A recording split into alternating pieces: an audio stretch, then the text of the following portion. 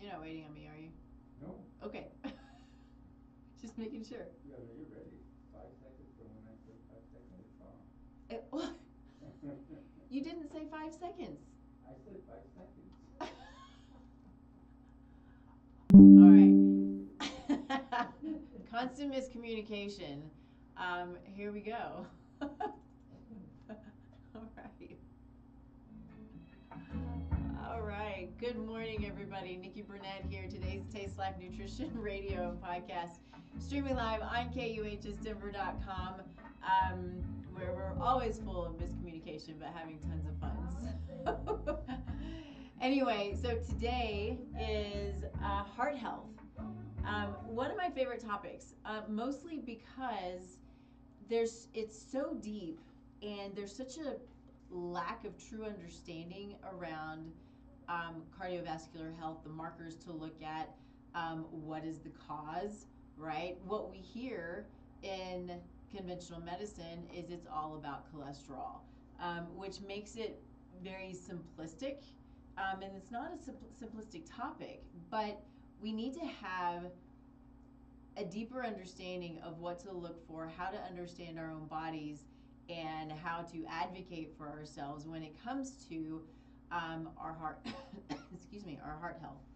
So, but first, as always, we start the show with gratitude. I, excuse me, I I've been reading a lot about, gratitude and biochemistry and how it can change us, and I really feel like I'm feeling like I want to do a show on this topic entirely. It's still a little truly hard for me to grasp because we talk about us being energetic beings and how these thoughts can play such a huge role in who we are as humans, but also then can radiate out into the world. And I truly believe it's a fascinating thing that if we start to change our mindset and our thoughts and be intentional about it, that it plays such a big role in who we are and who we present ourselves to be to other people, which can start to just multiply these effects. So if you're grateful and positive at least as much as possible, right? Not everybody is this all the time, but that's the stuff that radiates, and it really radiates to others. And so it's always a goal of mine. It's always what I'm trying to do. I'm not always there, but that's also why I start the show with gratitude, because I want to sit here and I want to be thankful for, just having this place where I have the ability to speak what I see as truth, through research, through data, through good science. I have this platform to be able to communicate what the show started out as is truth, and it's really cool because a lot of people have this capability now. It's pretty amazing stuff, and so I'm grateful for that. I'm grateful for the fact that we're in spring, although tomorrow is going to feel like some winter again. But we are. I've got little baby plants. My seeds are starting to sprout, and we've got the flowers, and this is just such a really beautiful time of year because it's new life, right? And I see it as new life. And it just makes me really, really happy. So, especially when it's really warm. So that's what I'm grateful for today is just springtime, new life, and all the goodness that goes along with it. Getting out in the yard and having some fun, getting in some sun. The sun is such a gift. Oh, it's such a gift. So anyway, I do want to talk about the heart, and I want to talk about, I want to dig into lab markers, and I want to dig into genetics, and I want to dig into, one of my favorite doctors is Dr. Steven Sinatra, who's a cardiologist. So smart, so smart. He's where, I follow him. He's where I've learned a ton of what I know about functional nutrition and cardiovascular health. at a deeper level than what we typically get in our labs. And I started reading a book or listening to a book. I finished it, but I think I might listen to it again. But it's by Dr. Oh shoot, now I've just lost his name. Cowan. I had it pulled up, and it's Dr. Thomas Cowan. Um, and it's all about the heart, but from the perspective more of a functional medicine, functional nutrition perspective, but also from a very spiritual, energetic perspective. And I really enjoyed it because it kind of brought the two together. You know, what we hear about cardiovascular disease to such a large degree is that it's solely based on cholesterol. So that's all we look at is cholesterol and cardiovascular disease instead of a whole bunch of factors that go into it. It's all biological, biochemical. It's potentially genetic, right? So if we have our history of cardiovascular disease and or stroke in our family, then that's going to be what happens with us as well. And this whole looking at it is so simplistic, and it's not a simple process, and there are so many factors that go into it.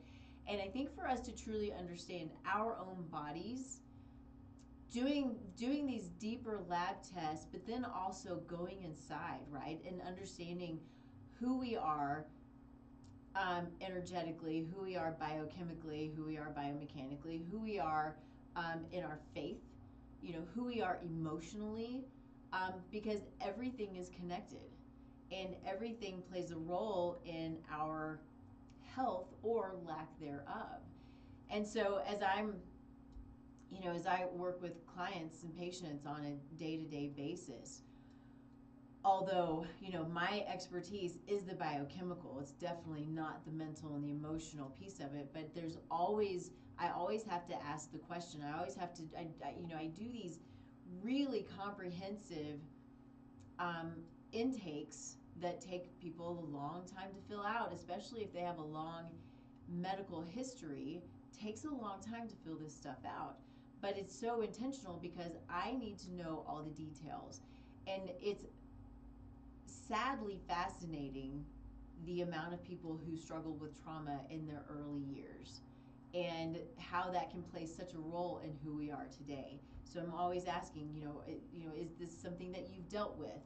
Is this something that you are talking with someone about? And I think oftentimes we see that, yes, I've dealt with it and it's history and it's gone. But is it really truly, has it been dealt with? We have these traumas and these stressors that sit in our tissues and create stress. And more stress creates inflammation, and inflammation creates more stress, and then we start moving on down the line to disease. And so knowing that it is all connected and doing our best to manage as much of as many of these factors as possible, which can be overwhelming. We need help with it very often. I know I do. But that's why I'm here also, is I want to be there to help. It's why I continue, my education and my research and my learning and follow the people like Stephen Sinatra and Thomas Cowan who have these amazing viewpoints, based in data when it comes to something like heart health. So one of the things, let's get to where sort of a good starting point here is, so the things that I think is really really worth understanding is, yes, cholesterol is a real thing. Cholesterol really does build up in the arteries, but the question is why. And so, and I want you to always ask that question, no matter what, right? Even if you think that you've gotten to the very end, there's always going to be another why, or there's always going to be more to it. I believe that that's the case, because even if we're looking at, okay, so cholesterol is building up. Why is it building up? Well, what we're told is either genetics makes it build up, or that's just sort of the way it goes. And that's not the case, right? If we are inflamed, it's going to create issues within the arterial wall where the cholesterol and then all the other factors come in and want to heal it, right? So what we need to kind of spin it in a positive way is the body's trying to protect us. Now, things can happen, but it's doing what it knows biologically to do to protect us, because in its essence, right, in its essence, the body, that's all it wants to do is to keep us alive. So when we have symptoms, those symptoms are the body talking to us. And that's kind of where we have sort of strayed, is we don't listen anymore. So we don't listen to, this pain or this, discomfort or this anxiety or this depression or whatever it is. We don't listen to it. We just cover it up with drugs. Happens a lot. Or we even cover it up with supplements, right? Or we cover it up with alcohol, or, the list goes on and on and on. But what we need to remember is, if we take a step back and start to ask the question why, we'll start to dig in to understand what's going on in the body and why it's in this place where it's trying to protect us. So inflammation, I think this is something that is becoming kind of that basic. Now, it's obviously foundational, but we're starting to bring this word up more and more and more. Inflammation. Why are we inflamed? And in my mind, when I see inflammation, of course, we can have these big, I see it as either a big forest fire, right? So you got lots of inflammation and lots of disease and discomfort and dysfunction and all these things going on. Or we can have these tiny little grass fires that we don't really know is there. And it starts to grow and grow and grow, and that's when symptoms come up, and that's when the red flags in the body are coming out going, okay, I'm starting knocking on your door saying, hey, I need your help with this because I can't do this on my own. And that's when we start to see, people starting to spiral. And I see this so often, where you've got, when I look at people's history with them, and they say, okay, so I had, I had constipation as a kid, and you can watch as they have spiraled throughout their, 10 or 20 years or 30 years or whatever it's been, because whatever it was here was never addressed. So can that lead to cardiovascular disease? Sure. So if we look at it epigenetically, so epigenetics is how our body expresses, right? And so epigenetics is how our genes express. It controls how our genes express. And so, yes, we can have cardiovascular disease, stroke, all of those things, in our history. But epigenetically, we can have that potential, right? We can see it so often. We can see that there's the potential, but it doesn't mean that that's what we have to deal with, because it's our choice, the decisions that we make every day. So I think where a lot of this can come in too is, there's accountability in the choices that we make, but it's super helpful when we can look at lab tests as well as our own genetics, to understand our potential, to understand what's going on. So then we have the ability to make these choices, based on information, based on data that impact our lives. And so does that mean then that we have the capability of decreasing our risk for these really terrible outcomes?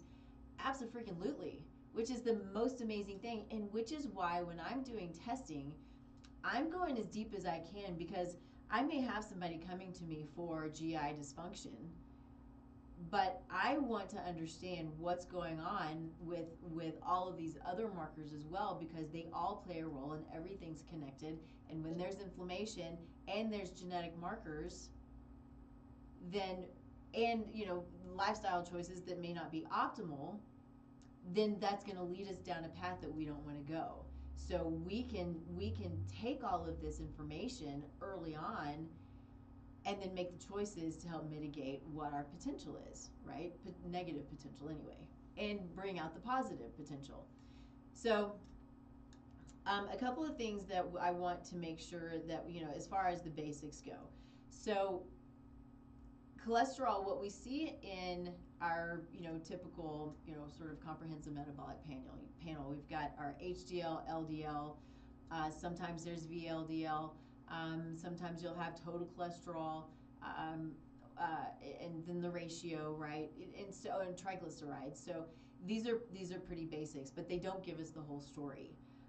When I'm looking at this, what my question is going to be, so if I see an LDL that is too low, I'm thinking, is there an immune issue going on? If I see an HDL, which we're told we want HDL to be as high as possible, that's just, it's incorrect, because if I'm seeing HDL pushing 80 or higher, I've seen it up into the hundreds, then I'm thinking there's an autoimmune situation potentially that's going on, and we need to dig deeper.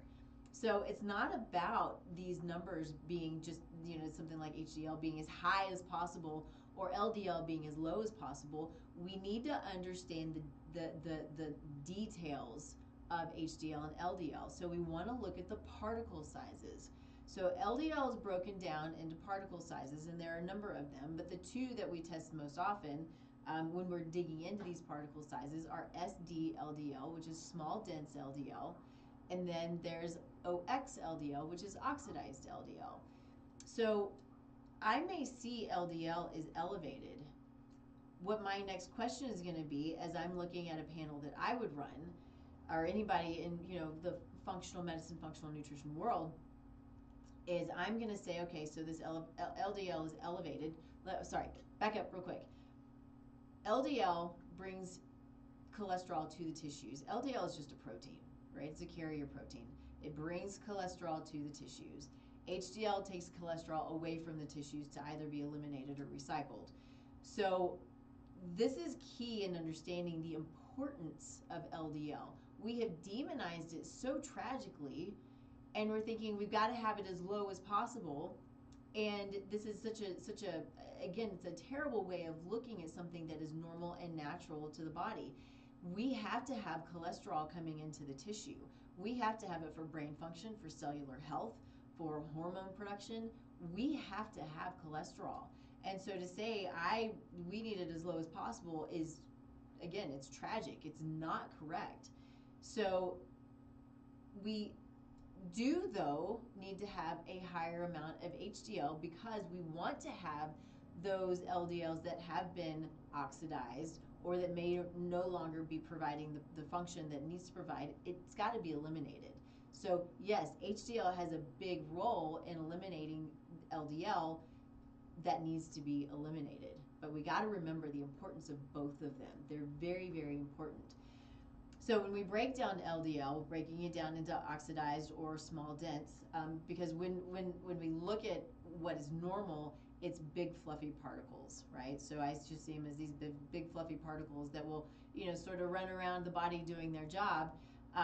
But in a state of inflammation, in a state of high stress, in a state of really, terrible food choices, all of these things that we deal with in life, what's going to happen is it's going to increase the inflammatory response in the body, which then creates these particle sizes that are small, dense, and oxidized.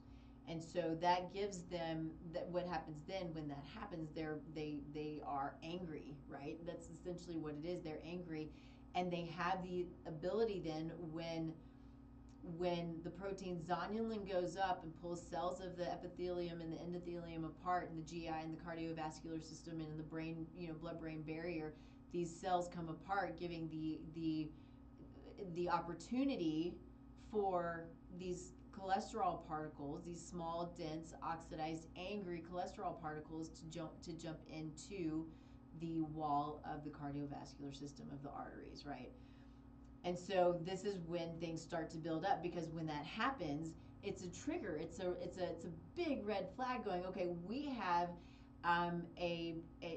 say like a cut, right? So you can think about it as a cut. And when you have a cut, you have this cascade of intentionally inflammatory molecules that come to cover that and to scab it over. So it's protecting us. And so it's doing its job, but it's just doing its job as and potentially creating a problem if we're not addressing all of the things that are so important in this cascade. So lowering inflammation, right? That's going to lower the opportunity for these cells to come apart, lowering the opportunity for even the presentation of small, dense, or oxidized particles, but they're not going to have the capability of getting into the lining of the artery because there's no cut there in the first place, right? So it's a little bit simplistic, but that's how I see it in my head. So we want to make sure that especially when we have a history of cardiovascular disease, but I think for anyone, that we're running the labs that are these deeper, that gives us a deeper understanding. So looking at the LDL, the small dense LDL, but there's another marker.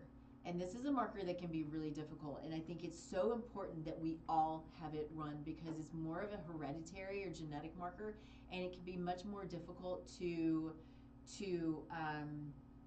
manage, but it can be managed. I've seen it come down, but it is more difficult to manage. It also, though, is what oftentimes will be seen as the marker that can be that instant, okay, you have a heart attack and you're done, right? It's that widowmaker kind of heart attack. And so this marker is called LP little a. And so it's lipoprotein with parentheses and a little a, right? And so that's one that, in my mind, every person needs to know where they stand with this LP little a. And then if they see it elevated, I see it elevated regularly. Younger people, older people, it doesn't matter, across the board. I see it elevated. And so knowing that marker gives you the ability then to keep track of it, know where that number is, and know that you have the ability you do have the ability to bring it down. It's just not easy, right? There are some markers that come down super fast and super easy, just by a change of lifestyle or some supplements, that kind of thing. But this is not one of them. It is more difficult, but I've watched it come down.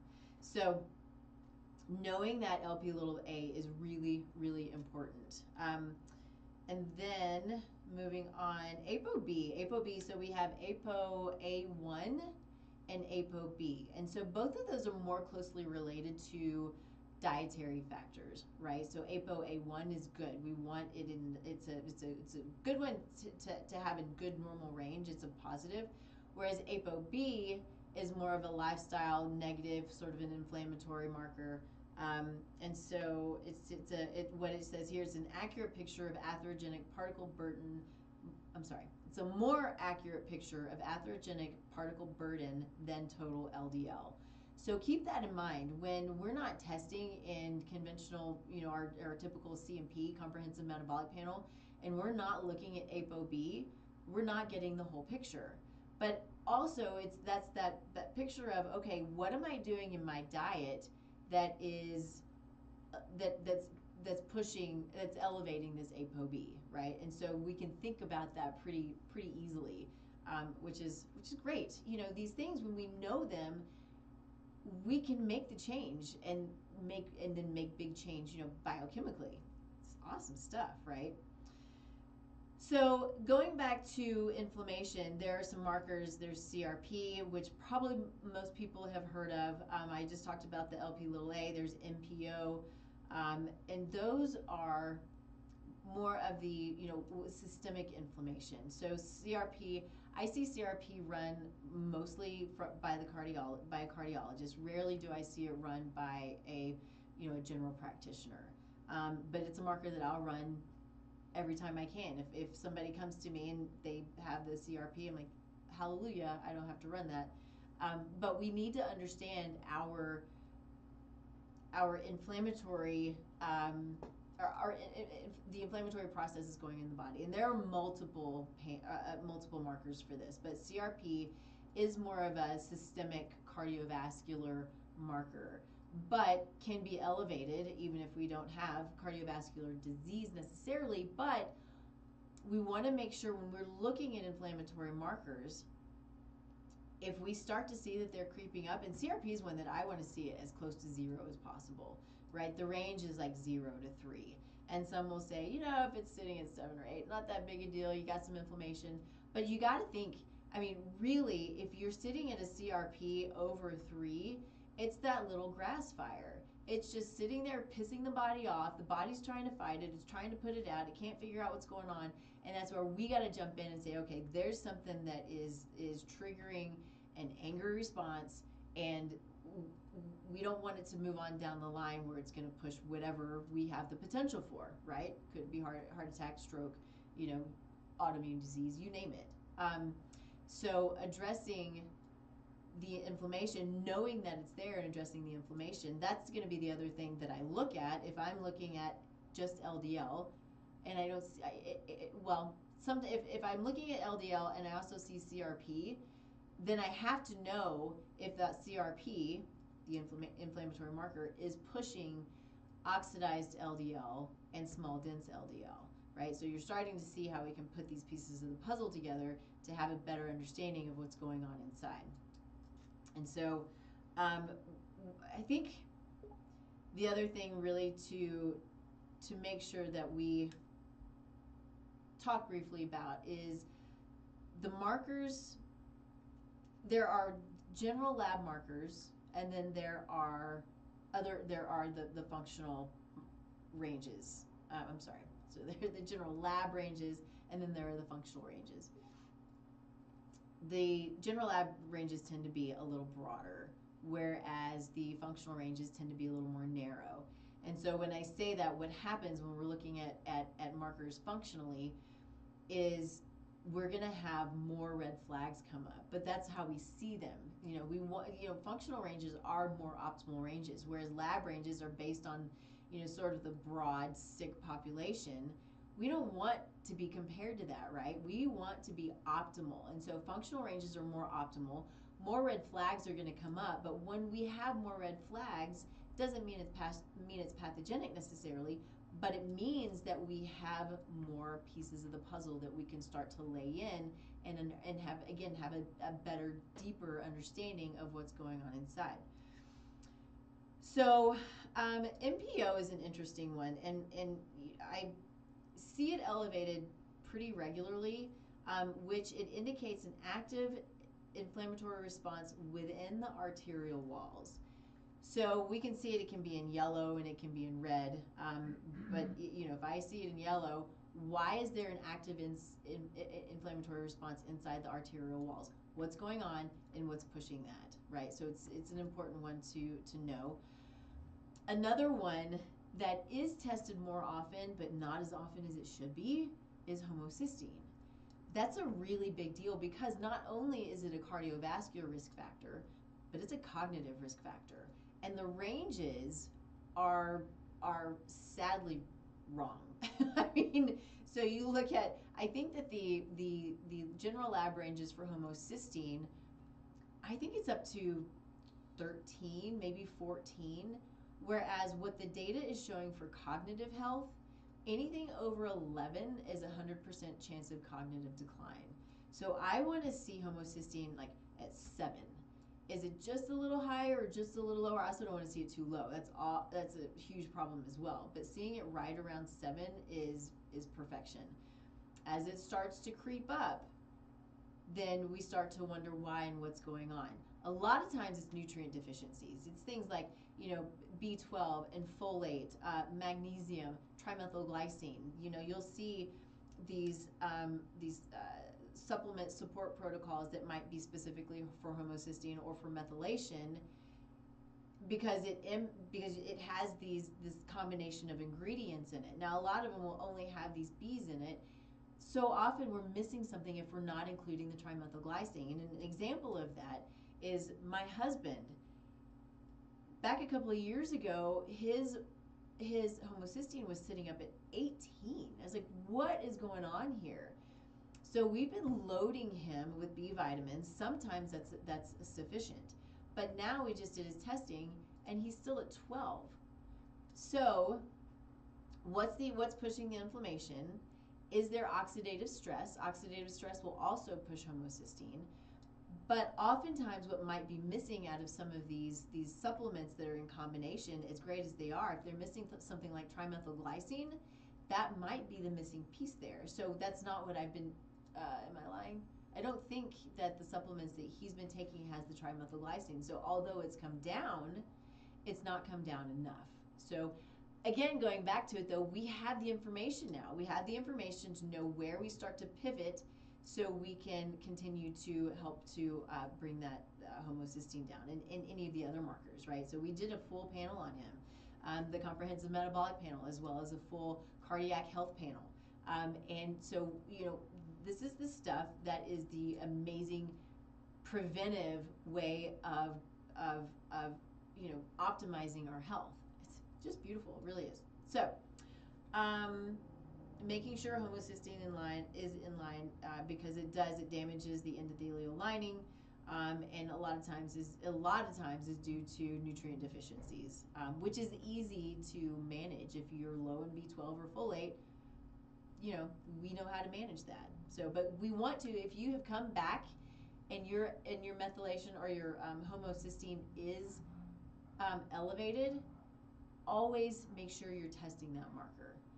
Don't assume that you get it back in line and it's just going to stay there, right? You always want to test it, whether it's every 3 months while you're starting to manage it, every 6 months, or moving into maintenance every year.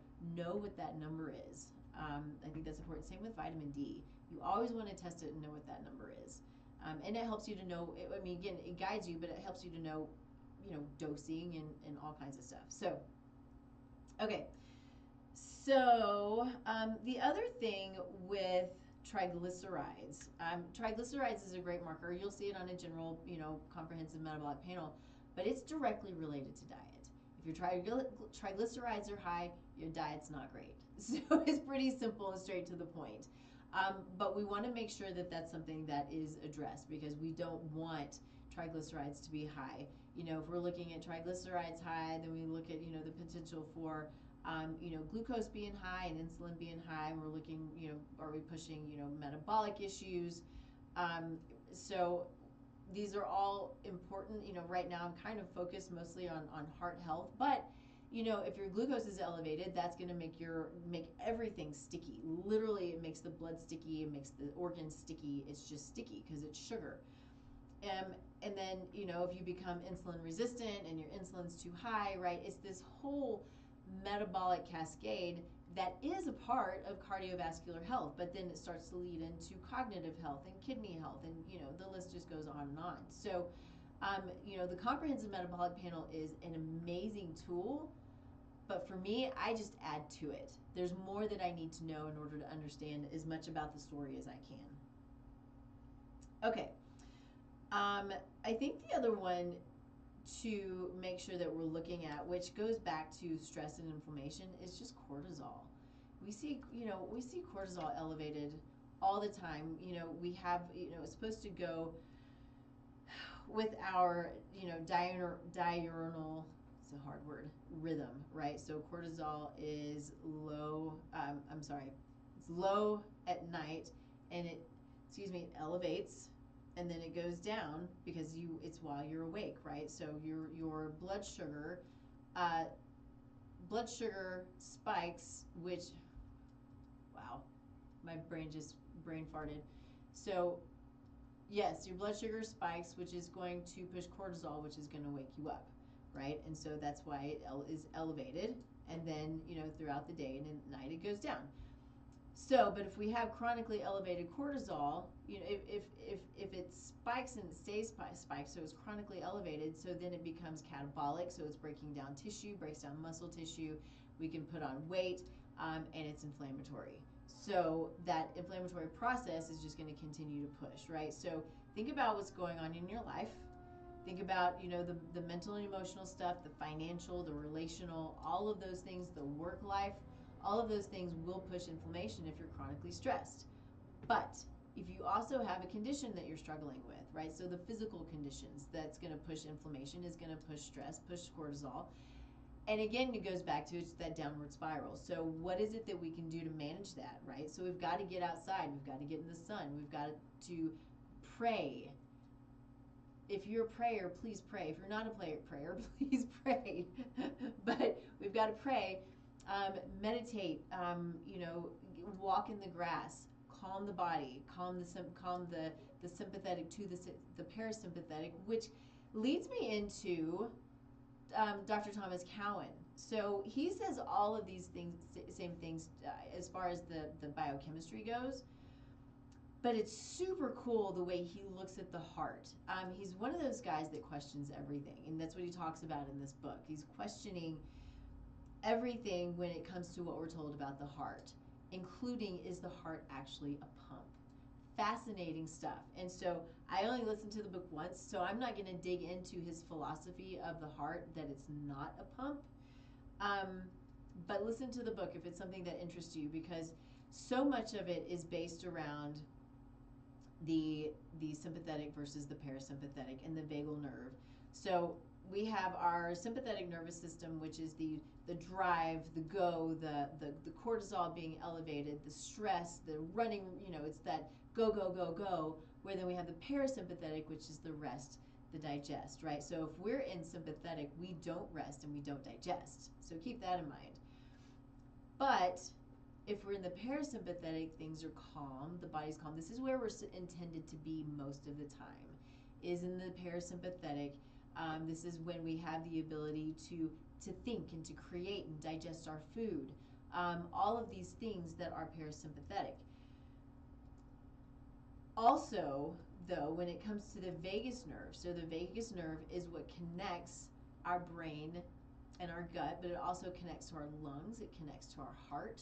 So if we are sitting in sympathetic, the vagus nerve is impacted, which means often what can happen is then vagal tone is decreased, and so it decreases everything that it touches, right? So it's decreasing heart function, decreasing lung function, decreasing GI motility. So if you're constipated, things don't move well, is that potentially vagal tone? Sure, it can be. There are other things as well. But the way that Dr. Cowan views the heart, let me get to my notes on him because it's pretty fascinating stuff. So he proposes that the heart modulates flow, but the blood's movement is driven by its own energetic and structural properties. So this gets into structured water, which I'm not going to get into. I only know a little bit about it, but if you're interested, look into structured water. There's a supplement that I take and that I'll give to those that looks just like water, but it's actually structured water, which is what the body needs, is this structured water. So he also says when it comes to coherence and rhythm and spiritual health, the heart synchronizes with emotional, neurological, and spiritual rhythms. Trauma, grief, and loss create energetic blockages that manifest physically. And the heart as an organ of connection, resonance, and flow. Super cool stuff, right? So we what we look at is the heart just being this muscle that's pumping. Likely, I mean, again, so often if there's something that we don't understand, then we make it very simple, right? The heart, it's a pump, it's doing its job, it's pumping the blood. The same, we have our lymphatic system. Our movement is what pushes and pumps the lymphatic system. So it'd be interesting to dig in deeper into that. What more can we learn about what the lymphatic system, besides just, a drainage pathway? What else, how else does it move? What is it that's potentiating that movement? So as far as the heart's concerned, the heart pumps because of the blood, because of the rhythm, because of the vagus nerve in our sympathetic versus parasympathetic system, right? So much of this stuff is involved, which takes us to then, if we're struggling with this trauma from our history or a current trauma, or the stressors, the mental and emotional stressors, or if we're lacking true spiritual connection, how is that going to impact the heart? I'm going to say this knowing that I don't know the stats behind it, but I believe what he said in his book was that a large majority, if not all, of those who suffered from a heart attack had markers for high stress, high sympathetic nervous system. So going back to the many things that we have the capability of doing to mitigate our negative potential is literally taking the time, like I said, to go outside, to walk in the grass, to dig in the dirt. This again going back to my favorite time of year. This is what I'm doing, is digging in my garden. I'm digging in the dirt. My husband's like, "You want some gloves?" No, not unless I need them, right? But I want to dig in the dirt. If my fingernails get dirty, who cares, right? It is that meditative, you know, uh, place of enjoying the energy from the earth and what it gives to us. And then knowing that what I'm doing is creating these little lives, right? I got these little plants that are coming up. It just makes me super happy. And I go out every day going, where are they? And they're finally starting to come up. So it's this beautiful thing about life, right? But it's this energy behind it. So we can't just look at the body as purely mechanical, or purely biomechanical or biochemical, when we have this energy. Everything about us is energy. Everything that we are is energy. And so keeping, taking that to heart, I think it's helpful in management, right? To be repetitive. So I wanted to make sure that I hit on that, because I think that it just makes a world of difference when we understand all of the different layers that come into our health. So I want to move into, let's see, we talked about all that. Let's move into a little bit about genetics, because we have the ability to look at our genetic potential for detoxification, our genetic potential for different types of toxins, whether they're heavy metals, whether they're mycotoxins, whether they are pesticides and herbicides. We can see if our potential is not to eliminate those well, or if we do eliminate those well. So we also have the ability to look at our genetics that that create our potential toward cardiovascular disease or health. And so when we know that, we know how to start to mitigate it. We know how to manage it. We know how to eat, and maybe the supplements to take, right? So I'm not all about supplements, although I guess to a degree I am, because sometimes it can be really hard to get in all the things that we need, especially when our food is so depleted. Very often it's very depleted. So therapeutic supplementation can be a game changer. You go back to when we were talking about the stem cell company StemRegen. They have a heart failure study. You don't have a lot of supplements with studies like that. They have a Parkinson's study. When we, it's really difficult for us to eat specific types of algae all the time that are going to push our own stem cells. But if we take this supplement that is super targeted, super focused, super concentrated, and allows us to then release our own natural stem cells, that can be a game changer for those with heart failure, or with maybe early onset Parkinson's or Alzheimer's or any other condition that we're struggling with, right? So these are the things that are just fascinating, that we have the ability to, whether it's to supplement or to eat or just to have the knowledge about, so we know we can start to search on what it is that we need to do. So we were talking about homocysteine and methylation, and so these are part of detox pathways. And what's interesting is when some of these pathways don't work as well as they should, or epigenetically, the enzymes may be a little dysfunctional, or we don't utilize our folate the way that we should. A good friend of mine, we've had him on, Dr. Ben Bush. One of the things that he tells people is, like, nobody is a mistake, right? The way we're made is not a mistake, but we are made differently. And so when we know that this area of our biology is maybe lacking a bit, we just know how to manage it, how to fix it, right? So let's take some B12, let's take some folate.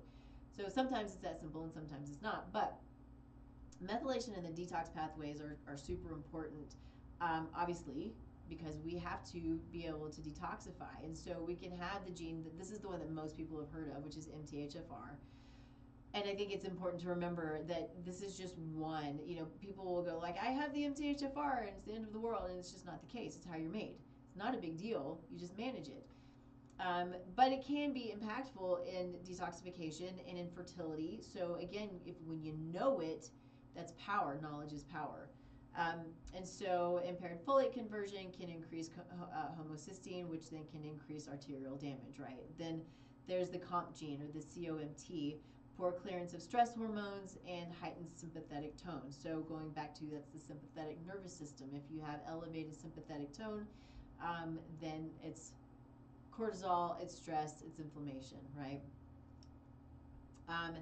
We have these CYP enzymes affect liver detox, oxidative stress, and lipid metabolism. So knowing that you have those, then we have lipid transport and endothelial function, so ApoE.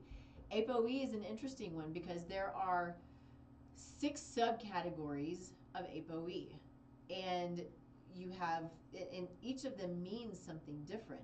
But ApoE is also for so there's APO, let's see, it's 22, 23, 33, 34, and 44.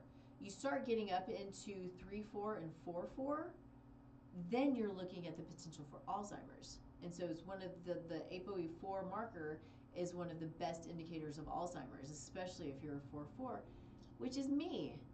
So I know this about myself. That means, and it's not in my family, interesting, nobody's been diagnosed with it anyway, thankfully. But knowing that I have that potential, and it's like 90% chance, right? I mean, like, it's a pretty big potential.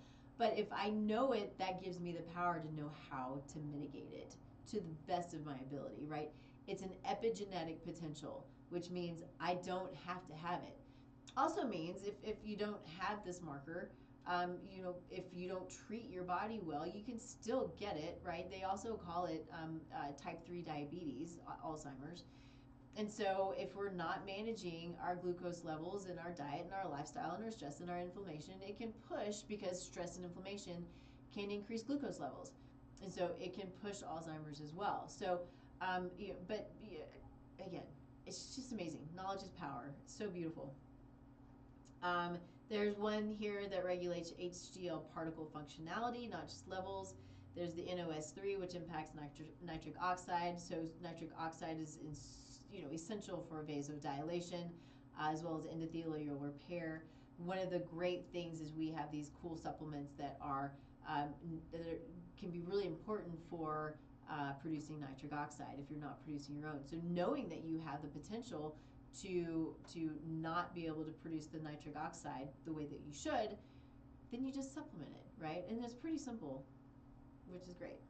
So a couple of these other ones, I don't want to get too deep into it, but we have these markers, as it says here, kind of the key takeaway is, genetics reveal vulnerability, but epigenetics tells the story we actually live out. I love that so much. And we can modulate these pathways with targeted nutrition, detox, and lifestyle. So it's all complicated stuff, but we can kind of take it down to these basics and manage, what we see in these pathways. So let's see what else we want to talk about. So we already talked about all of those. Let's talk about some supplementation. Well, I say it's supplementation in food. Most of these supplements do come from, originally come from food, but a lot of times if there's need, we may want to supplement therapeutically. I mean, I do that all the time. Specifically CoQ10. CoQ10 is amazing mitochondrial support. And if you don't remember what the mitochondria is from, whatever, 7th grade science class, we have mitochondria in all of our cells. So they produce energy. They help us, they give us energy. So if we're fatigued, we're struggling with mitochondrial dysfunction. If we have any kind of condition or issue or symptom or disease, right, there's mitochondrial dysfunction that goes along with that. Each cell has a different number of mitochondria. Some have a few, some have tons. So that would include our heart and our brain. They're always moving, right? They're always they have to have a ton of energy in order to work properly. So CoQ10 is super important for cognitive health, for all mitochondria, for heart health. And to briefly get into statins, which I think are a huge problem, and most people in functional medicine, functional nutrition agree with that, except in specific, very few cases where there has, so I'll say it, statins may have a role when you're a man who has already had a cardiovascular event. So pretty simple and pretty straightforward, and there are a lot of those people, right? But if you've not had an event, and if you're a woman, because it has such an impact on brain function and brain health. One of the comments in Dr. Sinatra's book is that it makes women stupid. So that's not good, especially we're already, so many of us struggling through, the perimenopause and the menopause and the hormonal, fluctuations, and which impact our cognitive health, right? So we don't need another layer of cognitive impact, right? We need to support this stuff. So, CoQ10, really important, but there are a lot of great things that are super important mitochondrial supportive nutrients. L-carnitine. L-carnitine is a conditionally essential amino acid. So our bodies may make it, but if it doesn't make it, then we get it from meat, and we only get it from meat. So if we're not meat eaters, where are we getting our carnitine, especially if we're not producing it ourselves, right? So L-carnitine is super important. It's the only amino acid that actually puts fat into the cell to be used by the mitochondria to produce energy. So it's a great one. There's also D-ribose is a really great one. Magnesium. I mean, if we're deficient in anything, so often it's magnesium. So, and there are all of these different forms of magnesium. And so I'm in this place now, I think I'm taking 5 different forms of magnesium because they all do different things. So, we have a lot of companies who are creating, triple mag. So these different forms that are all in one, which is great. So I have 1 triple mag and then 2 different other types of magnesium. And it's just sort of part of it. But we want to make sure that that's not something that we're deficient in. Other cool things, methylene blue. Probably, they're calling it a peptide. Is it truly peptide? I don't know. I've just started taking it. But you're starting to hear more and more and more about methylene blue. Super safe, but what's really important, you can get it, we get it from a compounding pharmacy, but you can get it online, but you don't know the quality, you don't know how good it is, and be sure that you know this. There's a test called G6PD deficiency. It's really, you need to have that tested before starting methylene blue. I think it's really important. Now, does it come up a lot? Not to my knowledge. My understanding is it doesn't come up very often. But if it does come up, could it be problematic? Yes. So G6PD deficiency testing for taking methylene blue. But methylene blue is it's not a natural substance, but it was discovered, I think, in the 1800s. I thought I heard the 1700s, but I think it was the 1800s. You will see it. It's an industrial chemical dye, that kind of thing. But the purified form of it is this amazing mitochondrial support. Lots of research on it, or more and more research coming up with, cognitive health and cardiovascular health, neurodegenerative diseases, that kind of thing. So methylene blue is really cool stuff. Started low and slow, but I think it's one of those really great things that's coming to the forefront as long as it's pure and clean. You got to be really careful with that. So many things that we don't know that we're getting online can be high in heavy metals, or it doesn't work at all, and it's just creating more problem than it is good, right? So be really, really careful with that. Let's see, what else do I want to run into? So we talked about Dr. Thompson. I think that we're kind of at our end, which is great. I think I want to hit on a little bit, though, the importance of faith when it comes to heart health, and how so often, what we often see is if we don't have faith, we don't have a foundation. And if we don't have a foundation, then we're just grasping, right? And we're grasping, and things become hard and confusing, and there's lack of clarity, which is going to push stress, which is going to push inflammation, which is going to push, dysfunction and disease, right?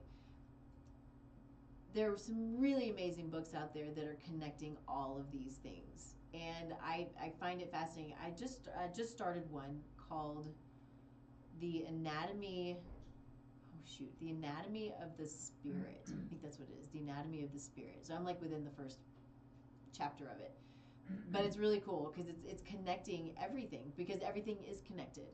And I think that if you are finding yourself in a place where you're struggling, grasping, and not sure about things, then find these books like The Anatomy of the Spirit that can help you to understand. And of course, I'm a Christian, so I fully believe that this is the way to be. This is the way to go. This is the way God created us. This is why He sent Christ. We're in the Holy Week right now. It's so beautiful how all of this has come together, and how we are guided by God, guided by Christ, and all of this, and what Christ did for us. But we have to have a good foundation so we're not scattered, because I fully believe that it has if there's a hole there, it's going to be filled with evil, and so we see a lot of this going on right now. And so find your foundation and find your connection. So not only is it going to help spiritually, but it's going to help the physical. It's going to help the mental and emotional, right? It's just how we're created, right? And so, so I guess the last thing here just says, all of this together cultivates true cardiovascular resilience from the inside out. And I truly believe that. I think we have to continue to ask the question why. We have to continue to dig deeper into our understanding of our own body on all of the many levels, and sometimes we need help with that. I need help with that. I have my guides, my people who help me to understand myself at a deeper level. But that's what life is. Life is about the search. It's about being curious. It's about learning to understand what I can do on the inside, and then how I can help on the outside, and how I can serve on the outside, and how I can give. So anyway, I'll kind of get off my soapbox here, but I hope my takeaway is to not stop asking why, really dig into and understand your labs, and know that when you go to, very often, most of the time, when you're getting just a general comprehensive metabolic panel run, that's what it is. It's pretty general. The lab values are very general. They're not optimal. And so you want to ask the questions and know what you need to do to dig in and dig deeper. You know what, actually, I should have had it put together for this. I'm putting together essentially it's a booklet. It's just not finished yet, but it's a booklet on lab values, on functional lab values and the meanings behind them, and how you can take this and take your labs, know how to ask the questions and ask more questions, and understand the lab values that can be beneficial for you and that are optimal lab values. So sometimes just too much going on. I should have had that for this show, but I will have that, and I'll have it posted. If you have a question about it, feel free to reach out. I'm happy to have that for you, and we'll send it out. But I think that this is, having resources like this is a way that we can, again, we continue to learn more about ourselves and what our bodies need. And we know these numbers. To me, this is our body. These labs, these deep labs, are our body talking to us on a deep level. And this is just how we get better. Cool. All right. So, as always, we're here Thursday, 10 a.m. Mountain Time, streaming live on KUHSdenver.com. You can find me at tastelifenutrition.com, Taste Life Nutrition on all of the socials, all of the places. You can go to the website. I have a free assessment you can fill out. It really is, it's pretty quick. It's probably like 5 minutes, but it's really goes through all of the organ systems, the mental and the emotional health, all of these things. Gives me a little bit of a background on what could be going on with you, and if I might be able to help and to support and give some guidance, or if there's somebody I know better who might be a better option for you. So fill that out, reach out to me, let me know if there's anything that I can do to be of service to you. I'm here. You know, you can reach out on Facebook, or I mean, you got my number on my website. Call me. So anyway, Tanya, thanks so much for hanging out. I hope you all have a wonderful, wonderful week and weekend, and we'll see you next week. This is going to be super cool. So I usually am booked out for months and months, but I was just going to come on again myself next week. We're going to have a chiropractor, actually probably two chiropractors, a couple on. One of them does dog chiropractic. I was like, okay, we need to have you on the show. So we're going to have Danielle, who does dogs and horses. She also does humans. And then her husband, who does a lot of the neurological chiropractic, kids, you know, ADD, ADHD, that kind of thing. But that's going to be really fun. If you know me at all, you know that I am a dog horse person. At this point, I don't have horses, but I have lots of dogs. I feed them raw, and so we'll dig into that. We'll dig into the importance of raw feeding and chiropractic for dogs. I'm going to call her, have her come and adjust my girls. So anyway, next week, that's going to be a really fun show. We'll see y'all then. Bye. Thank you.